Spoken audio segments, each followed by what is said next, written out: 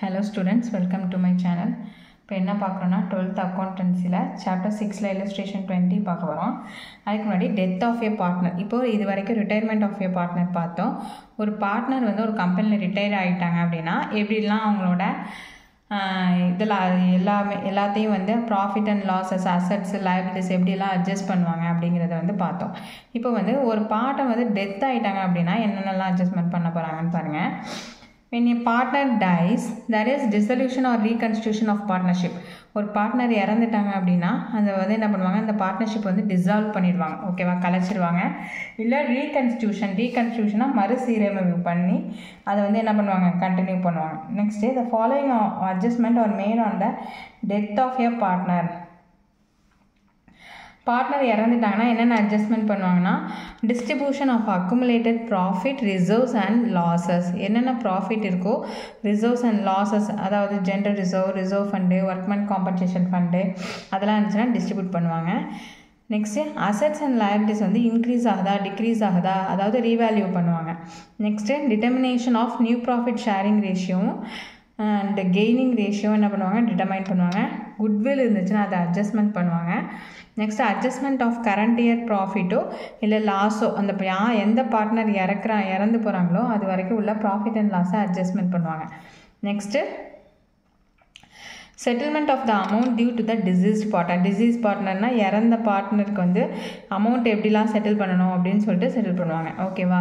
இதுக்கான Journal entries என்ன கொடுத்துருக்காங்கன்னா, to transfer the amount due to the deceased partner to the executor or legal representative of the deceased partner. இப்போ இறந்து போயிட்டாங்க ஒரு பார்ட்னர் அப்படின்னா அவங்களுக்கு ஒரு லீகல் ரெப்ரசன்டேட்டிவ் இருப்பாங்க. அவங்களுக்கு வந்து என்ன ஆகும், அவங்களோட கேபிட்டல்லேருந்து அந்த அமௌண்ட் வந்து ட்ரான்ஸ்ஃபர் ஆகும். அதுக்கு என்ன ஜேர்னல் என்ட்ரி போடுவோம்னா, deceased partner's capital account debtor to deceased partner executor account. அவங்களுக்குன்னு ஒரு லீகல் ரெப்ரசன்டேட்டிவ் இருப்பாங்க, அவங்க அக்கௌண்ட்டுக்கு அதை ட்ரான்ஸ்ஃபர் பண்ணிடுவோம். நெக்ஸ்ட்டு இந்த பேமெண்ட்டை வந்து எப்படின்னா மூணு இதாக பிரிக்கிறாங்க.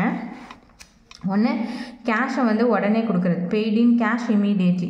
அதுக்கு என்ன ஜேர்னல் என்ட்ரினா, deceased partner executor account debtor to கேஷோ பேங்க்கோ, செக்காக இருந்தால் பேங்க்கு, கேஷாக இருந்தால் cash. Next when the amount due is not paid immediately, அதாவது உடனே பே பண்ணாமல் இருந்தாங்க அப்புறமா பே பண்ணுவாங்கன்னா அது எங்கே ட்ரான்ஸ்ஃபர் ஆகும்னா disease partner executor loan account அப்படின்னு சொல்லிட்டு ட்ரான்ஸ்ஃபர் பண்ணணும். Next when the amount due is partially paid, பார்ஷியல்னால் பாதி அமௌண்ட் வந்து கேஷாக பே பண்ணுறாங்க, பாதி அமௌண்ட் வந்து அவங்க பே பண்ணலை அப்படின்னா அதுக்கு என்ன பண்ணுவோம், deceased partner executor account debtor to cash or bank. Amount pay பண்ணுறாங்கல்ல அதுக்கு வந்து கேஷ் ஆர் பேங்க்னு என்ட்ரி பண்ணிவிடுவோம். நெக்ஸ்ட்டு டிசீஸ் பேலன்ஸ் உள்ளதை deceased partner executor loan account சொல்லிட்டு ட்ரான்ஸ்ஃபர் பண்ணும், ஓகேவா. இப்போ சம் பார்ப்போம். Ratna, Bhaskar and Ibrahim are partners sharing profit and losses in the ratio 2:3:4. அவங்களோட ரேஷியோ வந்து 2:3:4 கொடுத்துறாங்க. இல்லை ரத்னா வந்து இறந்துடுறாங்க. Ratna died on 31st December 2018. ரத்னாங்கிற பார்ட்னர் வந்து இறந்து போயிடுறாங்க. Final amount due to her showed a credit balance வந்து 1 lakh வந்து ஃபைனல் அமௌண்ட் இருக்குது கிரெடிட் பேலன்ஸ். இதுக்கு வந்து ஜேர்னல் என்ட்ரிஸ் போட போகிறோம். அதில் 3 கண்டிஷன் கொடுத்துருக்காங்க. First the amount due is paid off immediately by check. செக்கை வந்து இமீடியட்டாக பே பண்ணுறாங்க. நெக்ஸ்ட்டு என்ன கொடுத்துருக்காங்கன்னா condition, the amount due is not paid, பே பண்ணலை, ஓகேவா, இப்போ பே பண்ணலை. நெக்ஸ்ட்டு தேர்ட் வந்து 60,000 is paid immediately by check. செக்காக 60,000 மட்டும்தான் பே பண்ணுறாங்க. பேலன்ஸ் வந்து இந்த 1 lakhல 60,000 பே பண்ணுறாங்கன்னா பேலன்ஸ் 40,000 வந்து இப்போ பே பண்ணலாம் கிடைக்கிறாங்க. இந்த 3 கண்டிஷனுக்கு தான் நம்ம என்ன பண்ண போகிறோம், ஜேர்னல் என்ட்ரிஸ் போட போகிறோம். இப்போ ஃபஸ்ட் கண்டிஷன் என்ன சொல்லியிருக்காங்க, ஜேர்னல் என்ட்ரிஸ் ஹெட்டிங் போட்டுங்க, date, particulars, ledger, folio, debit, credit எல்லாமே ஹெட்டிங் போட்டுங்க. ஃபஸ்ட் கண்டிஷன் வந்து அமௌண்ட் வந்து இமீடியட்டாக கேஷாக பே பண்ணுறாங்கன்னு போட்டிருக்கோம். அப்போது இறந்தது யார், ரத்னாஸ் எக்ஸிக்யூட்டர், அவங்களோட legal representative.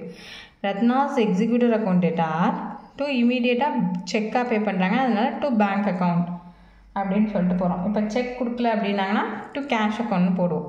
Narration amount due paid immediately, எவ்வளோ வந்து ட்ரான்ஸ்ஃபர் பண்ணுறாங்க, அவங்களோட கிரெடிட் பேலன்ஸ் 1 lakh. அப்போ டெபிட்டில் 1 lakh, கிரெடிட்டில் 1 lakh பே பண்ணுறோம். நெக்ஸ்ட்டு கண்டிஷன் வந்து அமௌண்ட் இஸ் நாட் பெய்டு அப்படின்னு கொடுத்துருக்காங்க. இப்போ கொடுக்கல அவங்க அமௌண்ட்டை. இப்போ அதுக்கான ஜேர்னல் என்ட்ரிஸ் என்ன பண்ணுவோம்னா, Ratna's executor account debtor to Ratna's executor loan அக்கௌண்ட்டுக்கு ட்ரான்ஸ்ஃபர் ஆகிடும். அது எவ்வளோ 1 lakh 1 lakh. ரேஷியோ எழுதுவீங்க amount due transfer to loan account. நெக்ஸ்ட்டு 60,000 தான் என்ன பண்ணுறாங்க செக்காக பே பண்ணுறாங்க. பேலன்ஸ் 40,000 வந்து இப்போது பே பண்ணல.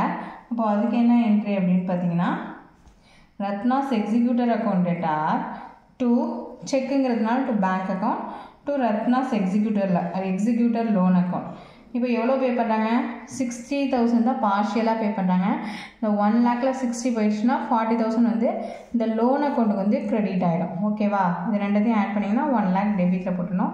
இப்போ 60,000 paid and balance transfer to loan account அப்படின்னு விட்டுறேன். ஓகே, சம் புரியும்னு நினைக்கிறேன். தேங்க்ஸ் ஃபார் வாட்சிங்.